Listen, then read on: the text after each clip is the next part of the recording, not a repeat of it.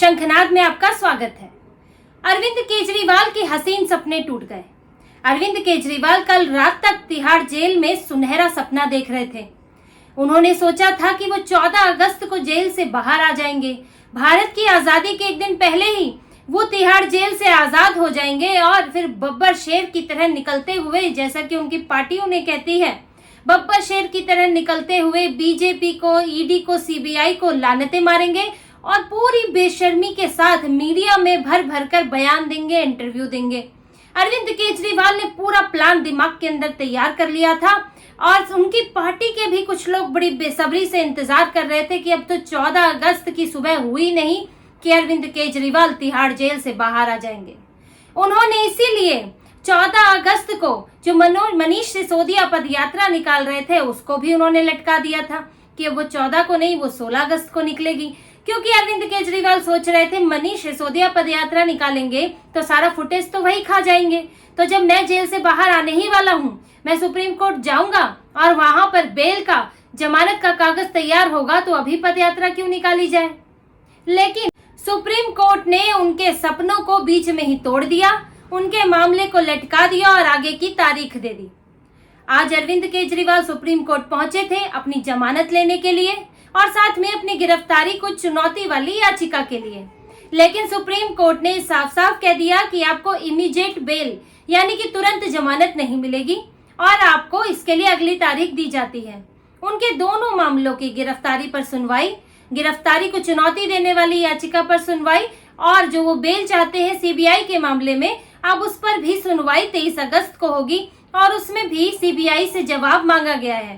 तो अरविंद केजरीवाल की जमानत तो अब लटक गई है, क्योंकि सीबीआई के जवाब के बाद भी सुप्रीम कोर्ट तुरंत तो फैसला नहीं देगा, फैसला सुरक्षित रख सकता है। और अगर इस बीच ट्रायल शुरू हो जाता है, अगर सीबीआई या ईडी ट्रायल शुरू कर देते हैं तो अरविंद केजरीवाल के लिए बेल और मुश्किल हो जाएगी। लेकिन अरविंद केजरीवाल ने ऐसा कहाँ सोचा था। उन्होंने तो सोचा था कि सुप्रीम कोर्ट जिस तरह से पहले मेहरबानी करता आया है, इस बार भी मेहरबानी कर देगा। उन्होंने इसके लिए क्या क्या नहीं किया, यहाँ तक कि अपनी सेहत का बहाना भी किया कि उनके वकील अभिषेक मनु सिंघवी ने कहा कि अरविंद केजरीवाल बीमार हैं, उन्हें इस आधार पर तो जमानत मिलनी चाहिए, उन्हें ईडी के मामले में जमानत मिल चुकी है। लेकिन ये कैसी बीमारी है अरविंद केजरीवाल की कि जब वो एलजी को लेटर लिखते हैं, जब वो प्रपंच रचते हैं, साजिश रचते हैं कि एक झंडारोहण को किस तरह से विवादित बना दिया जाए, कैसे वो, जिसकी उन्हें इजाजत ही नहीं जो पत्र लिखने की, लेकिन फिर भी वो पत्र लिखते हैं, तब तो वो बिल्कुल ठीक रहते हैं, लेकिन जैसे ही जमानत लेने पहुंचते हैं तो वो बीमार हो जाते हैं। तो इसलिए उनका ये तर्क भी सुप्रीम कोर्ट में काम नहीं आया। दूसरा, उन्होंने कहा कि पीएमएलए के तहत तो उनको जमानत मिल ही चुकी है ईडी के मामले में, जबकि पीएमएलए में जमानत मिला बहुत मुश्किल होता है, लेकिन तब भी उन्हें अंतरिम जमानत मिल चुकी है। सुप्रीम कोर्ट ने ही उन्हें जमानत दी थी और दो बार जमानत दी थी। हालांकि तब भी सुप्रीम कोर्ट पर कई सवाल उठे थे क्योंकि दोनों जमानतें बिन मांगी थी। देखिए, अरविंद केजरीवाल का हौसला ऐसे ही नहीं बढ़ा है, उनको दो बार बिन मांगी जमानत मिली है। एक बार लोकसभा चुनाव के दौरान मई में जब जमानत मिली, गए तो थे वो ईडी की गिरफ्तारी की याचिका को लेकर कि गिरफ्तारी गलत है और उसे खारिज किया जाए। लेकिन जज साहब को लगा कि भाई अरविंद केजरीवाल जेल में रहेंगे तो लोकतंत्र खतरे में आ जाएगा, तो अरविंद केजरीवाल को तब अंतरिम जमानत दे दी गई 21 दिन की। इसके बाद जो दूसरी जमानत मिली, अंतरिम जमानत 12 जुलाई को मिली, तब भी अरविंद केजरीवाल जमानत मांगने नहीं गए थे, तब भी गिरफ्तारी की याचिका पर ही सुनवाई चल रही थी। लेकिन तब भी जज साहब को लगा कि अब तो बहुत दिन हो गए, अरविंद केजरीवाल को इतना कष्ट कैसे दिया जाए, तो उनको जो है वो कैद में रखे हुए कई दिन हो गए, उन्होंने ऐसा कहा है। लेकिन उनको रखना जरूरी है, इस पर गौर नहीं किया, वो कितने प्रभावशाली व्यक्ति हैं इस पर गौर नहीं किया और 12 जुलाई को अंतरिम जमानत दे दी। लेकिन सीबीआई तब तक गिरफ्तार कर चुकी थी, तो केजरीवाल जेल से बाहर नहीं आए।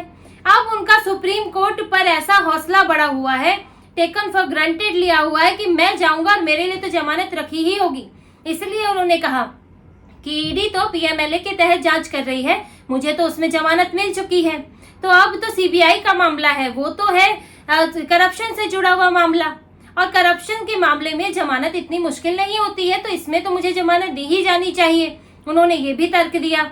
लेकिन अब क्योंकि इस वक्त सुप्रीम कोर्ट भी थोड़ा दबाव में था, ऐसा नहीं कह सकते कि उनको जमानत देने की नहीं मिल सकती थी। हो सकता है उनको आगे जमानत मिल जाए, लेकिन क्योंकि अभी अभी जो हाई कोर्ट है उसने अरविंद केजरीवाल की गिरफ्तारी की याचिका खारिज कर दी और जमानत को लेकर कहा कि आप लोअर कोर्ट से जाइए, लोअर कोर्ट से फिर आप ऊपर की तरफ बढ़िए, आप तुरंत हाई कोर्ट मत आइए।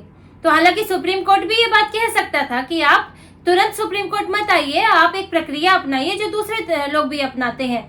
लेकिन सुप्रीम कोर्ट ने सुनवाई कर ली और आगे भी डेट दे दी है, लेकिन तुरंत खारिज कर सुप्रीम कोर्ट नहीं कर सकता था, क्योंकि अभी हाई कोर्ट ने फैसला दिया है। आप एकदम से बिना सुनवाई के हाई कोर्ट का फैसला खारिज नहीं कर सकते कि नहीं गिरफ्तारी तो गलत है, हाई कोर्ट ने फैसला तो गलत सुनाया था। हालांकि सुप्रीम कोर्ट निचली अदालतों के फैसले पर तो टिप्पणी कर ही चुका है, उनके फैसले को डर के मारे लिया हुआ फैसला बताया है, ना कि मेरिट के आधार पर दिया हुआ फैसला, और कह चुका है कि जमानत तो नियम है और जेल भेजना अपवाद है। यानी कि बेचारी एजेंसियां पकड़ कर लाएं, बड़ी मुश्किल से लाएं, उनसे पूछताछ करें आरोपियों से, और जो हमारे जज साहब हैं वो जमानत देते रहें। आप जो एजेंसियां हैं उनको दंतहीन कर दें, शक्ति विहीन कर दें। ये जो जमानत का जो प्रावधान है ये भी ठीक है, ये नियम है, लेकिन अगर जो गिरफ्तारी भी तो एक नियम है कि अगर गिरफ्तारी और हिरासत है वो जरूरी है, तब तो इसको रखा गया है। आखिर एजेंसियां बार बार आरोपी के पीछे कहां तक भागेंगी? और यहाँ तक कि आतंक के मामले में भी ये कह चुके हैं कि उसमें भी ऐसे ही बेल दे देनी चाहिए। अब बताइए कि कोई आतंकवादी, कोई आरोपी आतंक के मामले में पकड़ा जाए और उसे पूछताछ करनी है और वो बड़ा सरगना है, लेकिन हमारे जज साहब उसको बेल दे देंगे, वो बाहर जाके एक और हमले की प्लानिंग कर लेगा। अब ये तो वो किस आधार पे ये चीजें कहते हैं तो जज साहब ही जाने, लेकिन अरविंद केजरीवाल को फिलहाल इसका फायदा नहीं हुआ। उनके में कोई भी तर्क आज नहीं चला और उनको आगे की तारीखें मिल गई। अब 23 अगस्त को इसकी सुनवाई होगी। अरविंद केजरीवाल ने सोचकर तो रखा था कि जो पदयात्रा निकलेगी, अब मैं 16 अगस्त को मैं ही झंडा लेके जाऊंगा और मैं पदयात्रा निकालूंगा, क्योंकि उन्हें लग रहा था कि मनीष सिसोदिया इस वक्त फुटेज खा रहे हैं। देखिए, अरविंद केजरीवाल को लेकर भी आम आदमी पार्टी में अलग अलग खेमे बन गए हैं। ऐसा नहीं है कि अरविंद केजरीवाल के आने से पूरी पार्टी खुश है, और ये इस बात की बानगी है कि अरविंद केजरीवाल ने जो अतिशी मरलीना को झंडारोहण के लिए उनके लिए पत्र लिखा, और जो पत्र तो खैर वो सिर्फ विवाद पैदा करने के लिए था, लेकिन गोपाल राय ने भी आदेश दिया, लेकिन एलजी ने कैलाश गहलोत को चुन लिया, जो दिल्ली के गृह मंत्री है, उनको चुन लिया गया कि वो झंडारोहण करेंगे। अब इससे आम आदमी पार्टी में तो खलबली मची हुई है। कैलाश गहलोत ने इस न्योते को स्वीकार कर लिया है। अब कैलाश गहलोत के पीछे भी पड़े हैं कि तुमको ही न्योता क्यों मिला। कैलाश गहलोत कई बार एलजी के साथ मंच भी साझा कर चुके हैं। तो अरविंद केजरीवाल के आने से जो कई लोगों को हो सकता है खुशी ना हो, क्योंकि अभी उनकी इंपॉर्टेंस बनी हुई है पार्टी में, जैसे कि मनीष सिसोदिया कैंप तो इस वक्त अरविंद केजरीवाल ना आए ये ज्यादा चाहता है, क्योंकि देखिए जब से मनीष सिसोदिया बाहर आए हैं और केजरीवाल अंदर है, तो मनीष सिसोदिया पूरा फुटेज उन पर है, पूरा मीडिया का उन पर फोकस है। वो पार्टी संभाल रहे हैं जिसका उन्हें कभी मौका नहीं मिला, क्योंकि अरविंद केजरीवाल संयोजक रहे। तो अब वो पार्टी संभाल रहे हैं, सब उनके इर्द गिर्द घूम रहे हैं। वो पदयात्रा भी निकालेंगे, अब 16 अगस्त को तो निकालेंगे ही। तो सोचिए मनीष सिसोदिया जो है वो इस वक्त कितने खुश होंगे, क्योंकि पूरी पार्टी में अब वो उसका चेहरा बन गए हैं। और जो अरविंद केजरीवाल है वो इसी बात से परेशान है। अरविंद केजरीवाल ने अभी तक मनीष सिसोदिया को उप मुख्यमंत्री नहीं बनाया। क्यों नहीं बनाया? क्योंकि अगर वो उप मुख्यमंत्री बन जाते हैं तो मुख्यमंत्री की सारी जिम्मेदारियां उनके पास आ जाएंगी और अरविंद केजरीवाल एक दिखावे के मुख्यमंत्री बनकर जेल में बैठे रहेंगे। यानी कि सारे फैसले मनीष सिसोदिया लेंगे, पार्टी भी वो देखेंगे और सरकार भी वही देखेंगे, और अरविंद केजरीवाल ऐसा नहीं चाहते। और इसी वजह से वो बुरी तरह तड़प रहे हैं जेल से बाहर आने के लिए। उनकी छटपटाहट आप देखिए कि वो हाई कोर्ट के फैसले के बाद, जबकि लोअर कोर्ट के लिए कहा गया, वो सीधे सुप्रीम कोर्ट गए, क्योंकि सुप्रीम कोर्ट पर एक अलग हौसला है उनका, तो वो वहां गए। लेकिन इसी वजह से ताकि जल्द से जल्द बाहर निकलूं और सिसोदिया को मुझे ये जिम्मेदारी ना देनी पड़े। जब सिसोदिया को अगर उप मुख्यमंत्री बनाता हूं तो मैं किसी काम का नहीं रह जाऊंगा।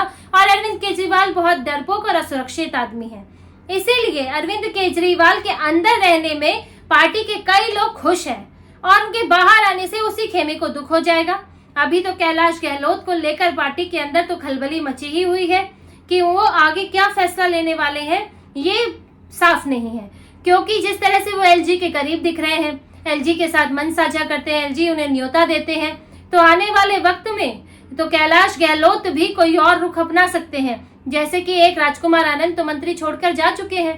तो आम आदमी पार्टी इस वक्त बहुत खराब दौर से गुजर रही है और अरविंद केजरीवाल ने जो जेल में रहकर ही पार्टी और सरकार संभालने के लिए अपनी जिम्मेदारी जबरदस्ती अपने ऊपर ले रखी है, उसका ही ये खामियाजा है कि कुछ लोग यहाँ पर बहुत ज्यादा अहमियत रखने लगे हैं, क्योंकि अरविंद केजरीवाल को वही उनसे मिलते हैं और वही उनको पार्टी की बातें और उनके कान वही लोग हैं और उनकी आंख भी वही लोग हैं। इस कारण उनके महत्व बहुत बढ़ गया है और इस वजह से जो दूसरे नेता हैं वो अपने आप को पिछड़ा महसूस कर रहे हैं। और अरविंद केजरीवाल अब क्योंकि जेल में रहते हुए इस स्थिति में वो सुधार कर नहीं सकते, क्योंकि उनकी निर्भरता दूसरों पर बहुत ज्यादा है, इसलिए वो बाहर आने के लिए तड़प भी रहे हैं। लेकिन आम आदमी पार्टी में अगर अरविंद केजरीवाल लंबे समय तक बाहर नहीं आते हैं तो पार्टी में एक बड़ी फूट पड़ सकती है और पार्टी के कई नेता इस्तीफा दे सकते हैं। अब अरविंद केजरीवाल की फिलहाल तो अगले एक हफ्ते तक तो कोई चांस नहीं है। 15 अगस्त भी निकल जाएगा, 16 अगस्त भी निकल जाएगा, पदयात्रा भी निकल जाएगी और जैसे जैसे तारीखें बढ़ेंगी पार्टी के अंदर एक बेचैनी पैदा होगी कि अब अगर उप मुख्यमंत्री बाहर है तो मुख्यमंत्री कम से कम उसको कुछ तो ताकत दे दें ताकि हमारे काम निपट सके, क्योंकि आगे भी कुछ योजनाएं लागू करनी है, अगले साल चुनाव आ रहा है। तो अरविंद केजरीवाल पर भी इस्तीफे का दबाव बन सकता है और अरविंद केजरीवाल इसी सब से बचना चाह रहे हैं कि कल को सारी पार्टी की इस बुरी हालत के लिए सिर्फ मैं ही जिम्मेदार न ठहराया जाऊं और मुझे इस्तीफा न देना पड़े, इसीलिए वो जल्द से जल्द सुप्रीम कोर्ट से ये बेल चाहते हैं। तो आगे देखना होगा कि सुप्रीम कोर्ट कितने वक्त तक ये मामला चलता है और उनको बेल मिलती है कि नहीं मिलती है। बेल मिल गई तो कई समस्याएं हल हो जाएंगी, लेकिन अगर बेल नहीं मिली तो आम आदमी पार्टी जो अभी दिख रही है एक साथ दिख रही है, वो आने वाले वक्त में कई टुकड़ों में बट जाएगी। तो इसी तरह की और खबरें और विश्लेषण आपके लिए लाते रहेंगे। हमसे जुड़े रहिए, सब्सक्राइब कीजिए, कमेंट कीजिए। बहुत बहुत धन्यवाद। जय श्री राम।